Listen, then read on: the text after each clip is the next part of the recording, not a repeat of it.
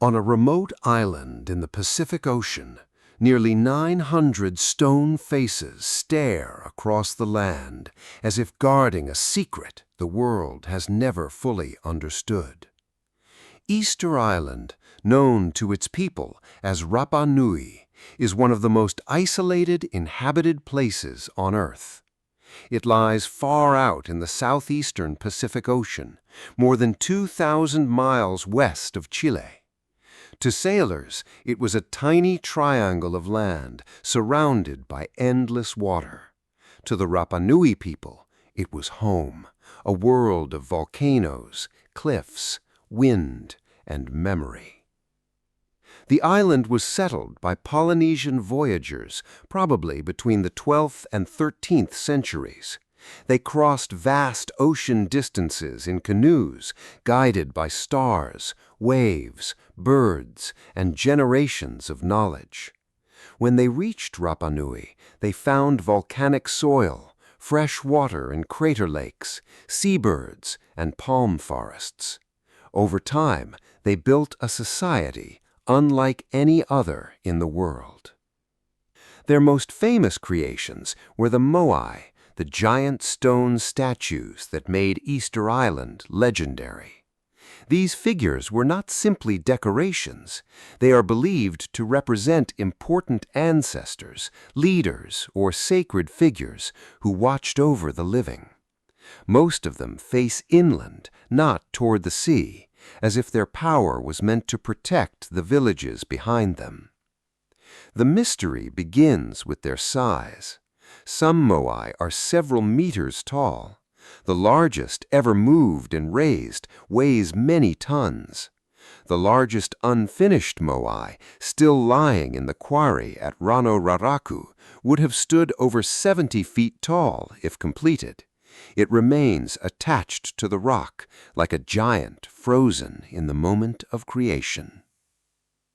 Rano Raraku was the birthplace of most of the statues. This volcanic crater became a sacred workshop. There, Rapa Nui carvers used hard stone tools to shape soft volcanic tuff into long faces, heavy brows, narrow noses, and powerful bodies. Hundreds of statues still stand or lie around the quarry, some buried up to their shoulders in earth, giving the famous illusion that they are only heads.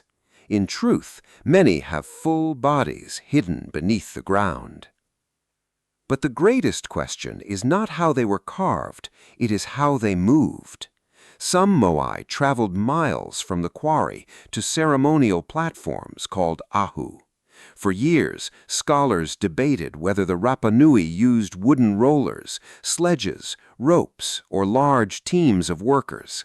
Local tradition said something even more mysterious. The statues walked. For a long time, that sounded like legend, but modern researchers have shown it may contain a real memory of engineering. Experiments suggest that upright statues could be rocked from side to side with ropes, moving forward step by step, almost like a refrigerator being walked across a room. The shape of many Moai, with broad bases and a slight forward lean, may have helped this movement. The legend of walking statues may not be magic at all. It may be history remembered as wonder. When Europeans first reached the island on Easter Sunday in 1722, Dutch explorer Jacob Roggeveen gave it the name Easter Island. He found a population living among the great stone figures, but he did not fully understand what he was seeing. Later visitors in the 18th and 19th centuries saw many statues fallen from their platforms. Some were likely toppled during periods of internal conflict, social change, and pressure on resources. For many years, people told a simple story, that the Rapa Nui destroyed their own environment to build the statues. But modern research has made the picture more complex. The island did suffer major environmental change, including the loss of its palm forests. Yet disease, slave raids in the 19th century, outside contact, and colonial disruption also deeply damaged Rapa Nui society. The story is not only about collapse, it is also about survival. The Moai were never silent ruins to the people of Rapa Nui. They were part of identity, ancestry, and sacred memory. In the late 20th century, many statues were studied, restored, and protected. In 1995, Rapa Nui National Park became a UNESCO World Heritage Site, helping preserve the island's archaeological landscape for the future. Today, the mystery of the Moai remains powerful because it is not just a puzzle of stone, it is a human story. It asks how a small island community created monuments that still move the imagination of the world. It asks how memory can survive in rock, how ancestors can shape a landscape, and how a people can endure after centuries of hardship.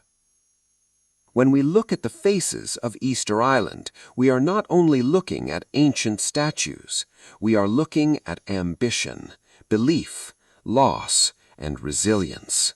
The Moai do not speak, yet they still ask questions. Who were the people who carved us? What did they believe? How did they carry us across the island? And what parts of their story are still buried beneath the grass, the volcanic stone, and the wind? Perhaps the greatest mystery of Easter Island is not how the statues moved, it is how they continue to move us. If you enjoy stories like this, please follow for more hidden history and untold stories from around the world.